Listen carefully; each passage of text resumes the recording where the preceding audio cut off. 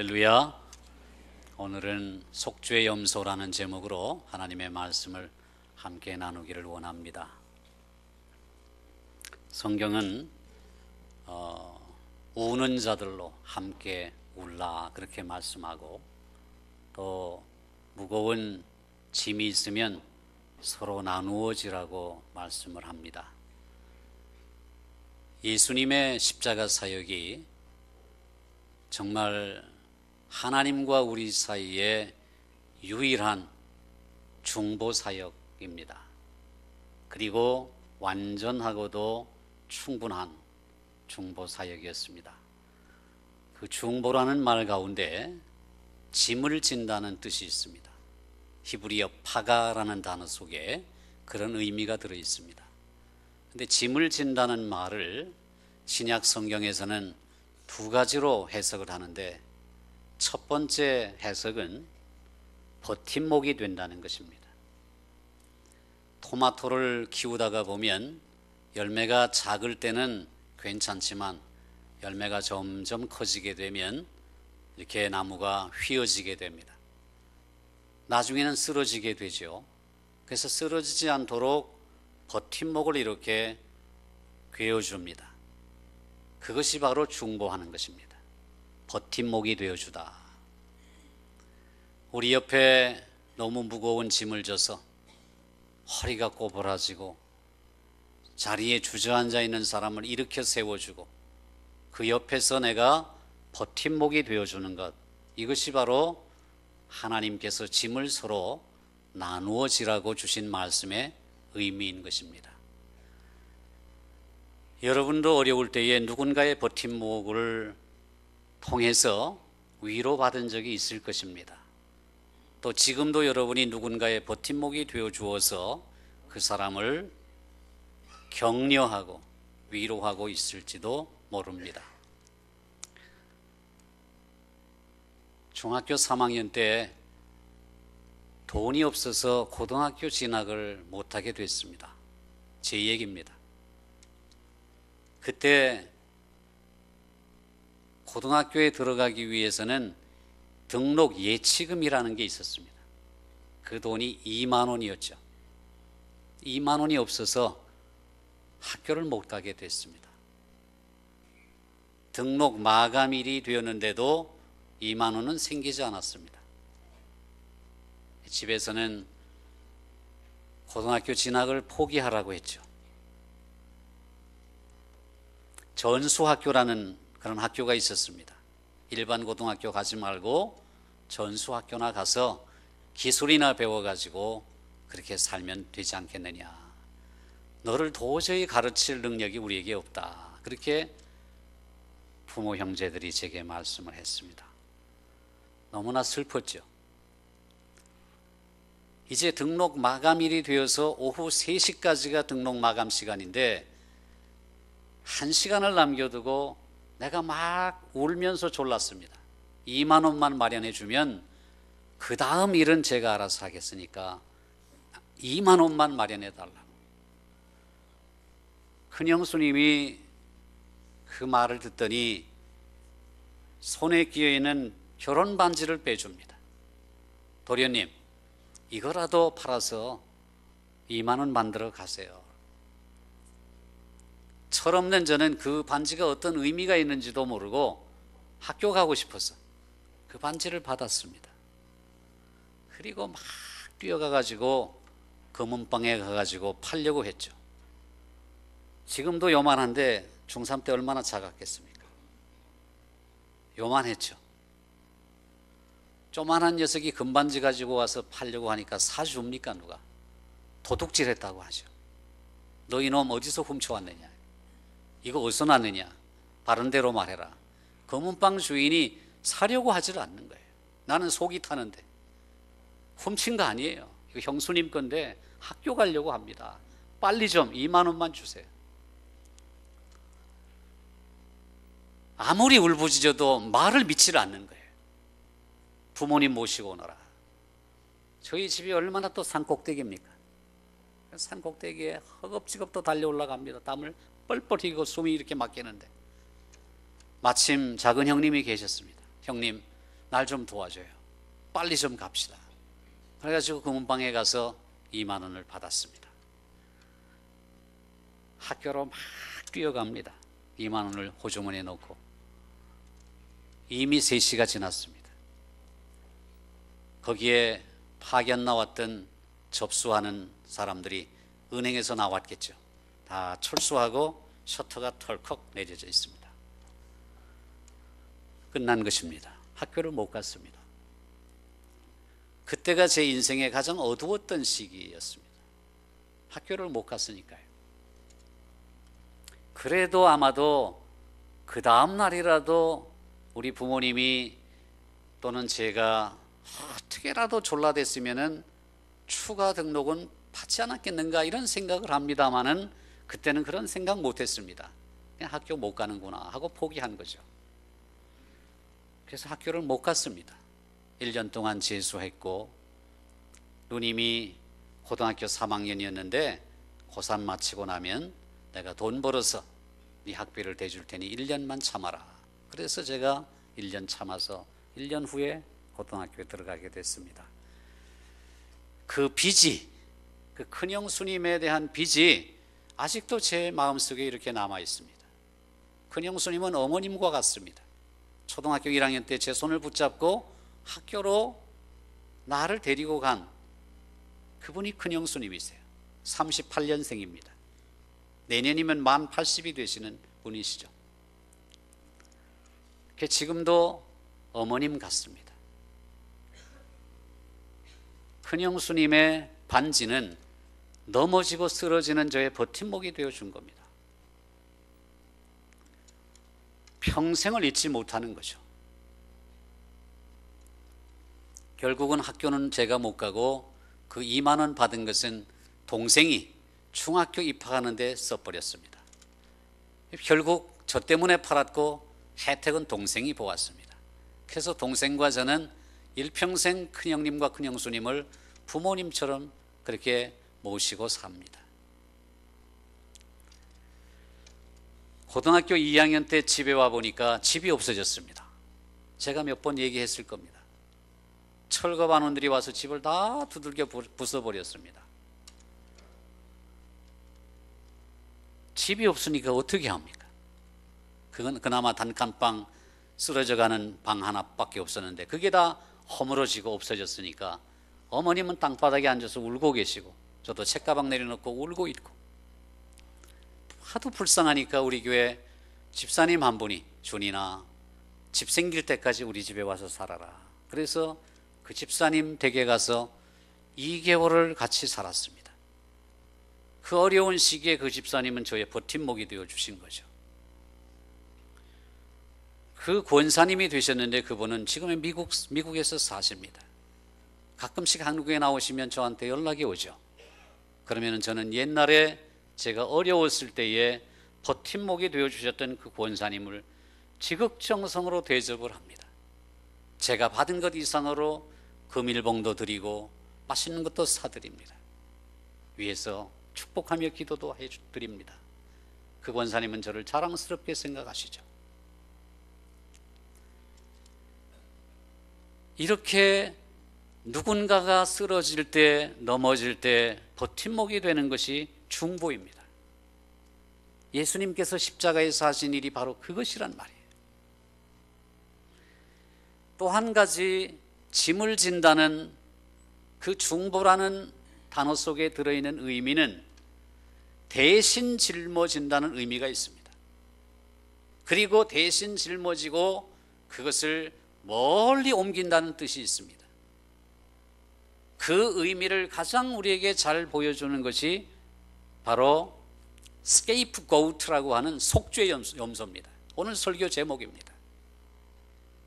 7월 15일이 초막절입니다. 초막절 되기 닷새 전인 7월 10일이 대속죄일입니다. 대속죄일이 되면은 대제사장은 순염소 2마리를 가져다가 제비 뽑기를 합니다. 어느 것을 뽑을까요? 하고 딱 걸리면 한 마리를 먼저 뽑아가지고 하나님 앞에 속죄 제사로 바칩니다. 그리고 남아있는 다른 한 마리는 그 머리에 대제사장이 손을 얹어 안수하고 기도합니다. 그러면서 어떤 일을 행하는가 하니 온 이스라엘 백성들의 죄를 그 속죄의 염소 머리 위에 담당을 시킵니다. 그 속죄의 염소가 우리 모두의 죄를 머리에 짊어지고 이제 대제사장이 그렇게 죄를 담당시킨 이후에 그 속죄의 염소를 멀리 광야로 보내버립니다. 그럼 광야 속에서 그 속죄의 염소는 죽어버리는 거죠. 그래서 우리의 죄가 다 없어지는 것입니다. 이 속죄의 염소가 바로 십자가 위에서 저와 여러분의 모든 죄를 짊어지고 대신 죽어주시고 우리의 죄를 멀리 옮기시되 시편 103편에 나오는 말씀처럼 동이 서에서 먼 것 같이 우리의 죄과를 멀리 옮겨주셨습니다. 이것이 바로 속죄 염소이신 예수 그리스도께서 십자가 위에서 이루신 중보사역이고 대속의 은혜입니다. 우리가 넘어지고 힘들 때 주님은 우리의 버팀목이 되어주셨고 우리의 모든 죄와 연약함을 대신 짊어지시고 십자가에서 죽어주심으로 우리의 죄를 동이 서에서 먼 것 같이 멀리 옮겨주셨다. 이것이 바로 예수 그리스도의 중보사역이요 대속의 사역인 것입니다. 어린 아들이 거짓말을 했습니다. 그 부모는 억장이 무너졌습니다. 아들이 사흘 동안이나 연속해서 학교를 빼먹은 것입니다. 부모님께는 학교에 다녀오겠습니다 하고 나갔는데 학교 가지 않은 것입니다. 아마 요즘 말로 하면 PC방이나 들어박혀 있었겠죠. 하필이면 담임선생님이 사흘 동안이나 결석을 하니까 집에 전화를 합니다. 그 바람에 들통이 나버린 겁니다. 부모는 화가 났습니다. 아들을 불러앉힙니다. 먼저 하나님 앞에 간절히 회개하는 기도를 아빠가 합니다. 그리고는 엄한 벌을 내리기로 결정했습니다. 그들 사이에 오간 대화는 이랬습니다. 아들아, 우리가 서로 믿고 살아야 하지 않겠느냐? 서로 신뢰하며 산다는 것이 얼마나 중요한지 너는 알겠느냐? 우리가 항상 진실을 이야기하지 않는다면 어떻게 서로 믿고 살 수 있겠느냐? 그렇기 때문에 거짓말은 대단히 심각한 문제다. 그것은 단지 죄일 뿐만 아니라 너와 아빠 엄마 사이를 끊어놓는 악한 행위란다. 엄마와 아빠는 네가 학교를 가지 않은 사실보다 거짓말했다는 사실 때문에 속이 너무나 상했다. 네가 받을 벌은 죄를 지은 날만큼 앞으로 사흘 동안 저 다락방에 올라가서 거기서 혼자 지내는 거다. 잠도 거기서 자고 밥도 거기서 먹고. 엄하게 책망한 후에 아들을 다락방으로 올려보냅니다. 아들이 가보니까 엄마 아빠가 미리 준비한 침대가 놓여 있습니다. 아들에게 있어서 그날 밤은 너무나 긴 밤이었습니다. 그러나 아빠, 엄마에게 있어서는 더 기나긴 밤이었습니다. 세 식구 어느 누구도 밥을 먹지 못했습니다. 아빠는 신문을 이렇게 보려는데 눈이 침침해서 도저히 신문을 읽을 수가 없습니다. 아들 생각 때문에. 엄마는 바느질을 하려고 하는데 손이 떨려서 바늘에 실을 꿰 수가 없습니다. 아들 생각 때문에.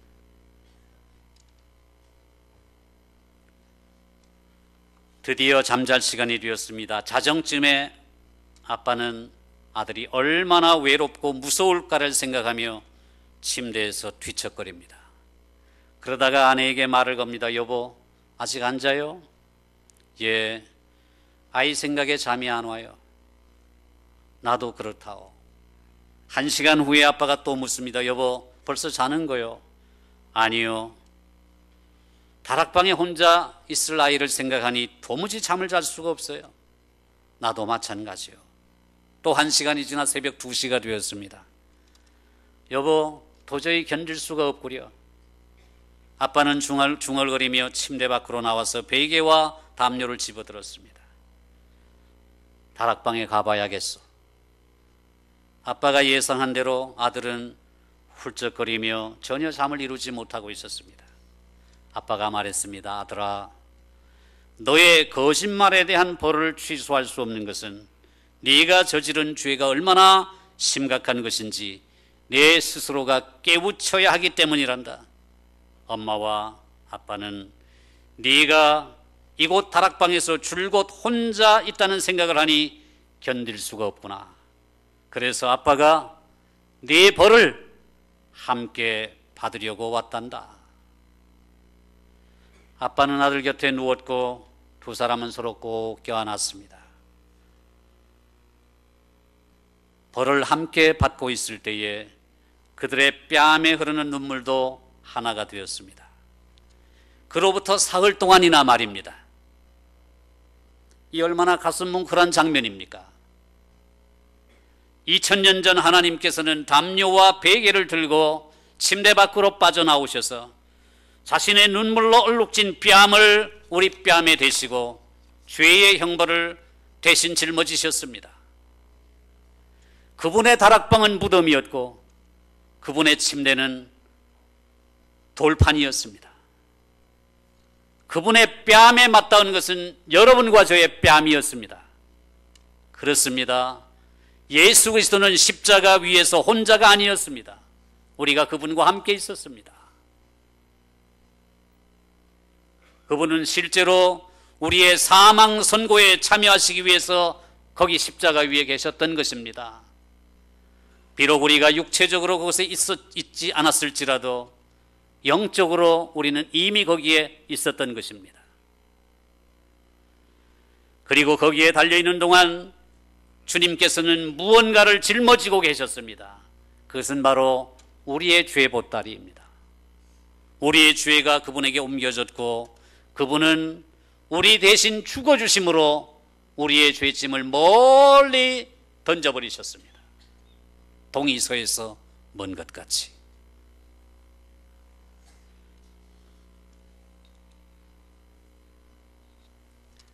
자메이카의 어떤 선교사님이 사역을 하던 중에 2살 먹은 어린 아들이 치명적인 질병에 걸려 생사의 갈림길에 놓였습니다. 아는 믿음의 지체들에게 전화를 해서 내 죽어가는 아이를 위해서 기도해달라고 부탁했습니다. 전화를 받은 사람들은 정말 간절히 저 멀리 떨어져 있는 자메이카의 선교사의 아들을 위해서 기도합니다. 하나님 아버지, 어린 생명을 불쌍히 여기셔서 십자가 위에서 우리의 연약함을 담당하신 그리스도의 중보로 그 질병을 멀리 옮겨주시옵고 우리를 그 아이를 위한 버팀목으로 사용하여 주시옵소서. 그 아이의 생명 위에 역사하고 있는 악한 사탄의 세력을 예수 그리스도의 이름으로 묶어주시고 그 질병의 권세를 아사셀 염소에게 담당시키셔서 저 멀리 광야로 떠나보내 주시옵소서. 우리의 참된 중보자 되신 예수 그리스도의 이름으로 기도하옵나이다. 아멘. 크게 아멘 해보시기 바랍니다. 아멘. 그렇습니다. 그로부터 불과 몇 시간 후에 선교사님이 다시 전화를 걸어서 이렇게 말해줍니다. 하나님께 모든 영광을 올려드립니다. 하나님께 찬양을 드립니다. 우리가 기도를 부탁한 후에 얼마 지나지 않아 아이의 열이 떨어졌습니다. 이제는 건강해졌습니다. 기도해 주어 고맙습니다. 할렐루야. 하나님께서는 우리의 중재 기도를 기뻐하십니다. 우리의 버팀목의 역할을 기뻐하십니다. 대신 짐을 짊어지는 우리의 이 중재 역할을 기뻐하십니다. 아빠 엄마의 기도도 소중하지만 멀리 떨어져 있는 믿음의 지체들의 기도를 하나님께서 기뻐하십니다. 그 신뢰가 여호수아서 9장과 10장에 나와 있습니다. 여호수아가 가나안 정복을 할 때에 가나안 땅에 살고 있었던 한 가나안 족속인 기브온 족속이라고 있었습니다. 우리가 여호수아서 9장을 읽어보면 이 기브온 족속은 정복되어야 할 가나안 족속 중에 하나였습니다. 그러나 이스라엘 군대의 막강한 전력을 알고 있었던 그들은 마치 멀리에서 저 먼 나라에서 온 것처럼 거짓으로 꾸미고 흉내를 내가지고 화친조약을 맺자고 했습니다. 그 일에 대해서 여호수아와 이스라엘 백성들은 하나님께 묻지 않았습니다. 기도하지 않았습니다. 덜커덕 화친조약을 맺고 보니까 나중에 알고 보니까 아주 가까이 살고 있는 가나안 족속이었고 정복되어야 마땅한 가나안 부족이었습니다. 그런데 어떻게 합니까? 이미 하나님의 이름으로 맹세하고 화친조약을 맺었으니 그 언약은 유효한 것입니다. 기브온이 이스라엘과 편먹었다는 소식을 들은 가나안의 다섯 왕이 동맹해가지고 기브온 족속을 쳐들어옵니다. 풍전등화의 위기에 놓인 기브온 족속은 급히 여호수아에게 전가를 보내서 살려주시오, 도와주시오. 지금 망하게 되었어. 다섯 왕들이 편을 먹고 우리 기브온 족속에 쳐들어왔는데 어찌하면 좋겠어. 너희들 거짓말로 언약을 맺었으니 우리가 알 바 아니다. 여호수아가 그렇게 말하지 않았습니다. 비록 속아서 거짓으로 모르고 화친조약을 맺었지만 하나님의 이름으로 언약을 맺었기에 유효하다는 것입니다. 여호수아는 밤새도록 군대를 이끌고 가서 결국 그 다섯 왕을 무찌르고 기브온을 건져냅니다. 여러분, 이 그림을 한번 생각해 보시기 바랍니다. 언약이라고 하는 것이 얼마나 소중한 것인지, 하나님은 그 언약이 얼마나 소중한 것인지를 우리에게 가르쳐 줍니다. 그리고 언약을 맺은 이스라엘 백성들과 여호수아의 손길을 통해서 기브온 족속을 구원해내시는 그런 모습을 우리에게 보여줍니다. 다른 사람이 필요할 때에 하나님이 언약 관계에 있는 다른 사람들을 이용하여 주셔서 그 사람을 구원해내는 것입니다. 이것이 바로 짐을 대신 져준다는 의미입니다.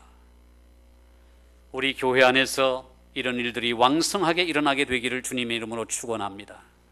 지금도 병상에서 고통 중에 있는 믿음의 지체들이 있습니다. 지금도 영육간에 연약하여 그 무거운 짐에 짓눌려 있는 우리의 믿음의 지체들이 있습니다. 주님, 제가 버팀목이 되겠습니다. 제가 지금 그를 위하여 중재하며 기도하겠습니다. 하나님, 나를 사용하여 주시옵소서. 우리가 믿음으로 기도하면 반드시 하나님께서 기적을 일으켜 주실 것입니다. 예수님께서는 십자가 위에서 사탄의 머리를 부쉈습니다. 창세기 3장 15절을 원시복음이라고 합니다.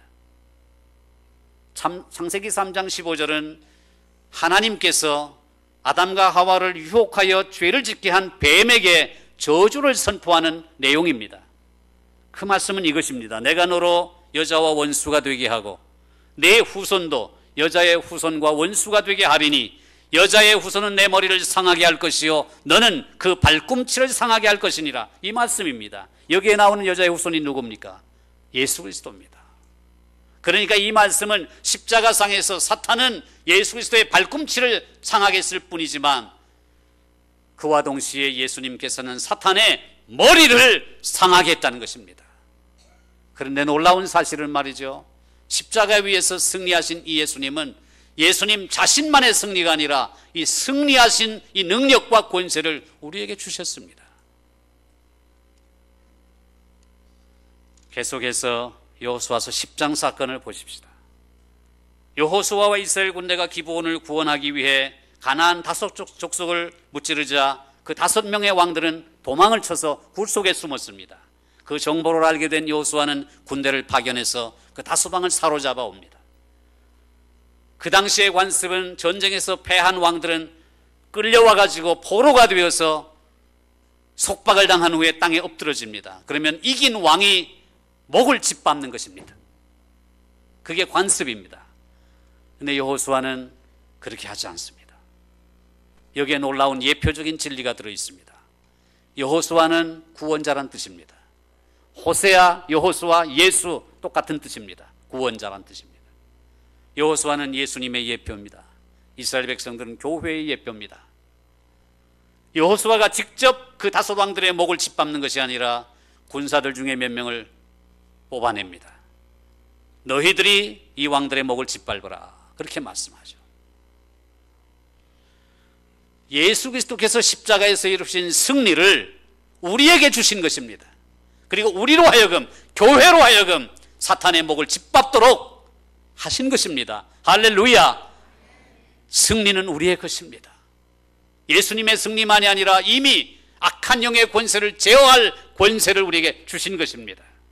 성경은 그것을 우리에게 곳곳에서 증거하고 있습니다.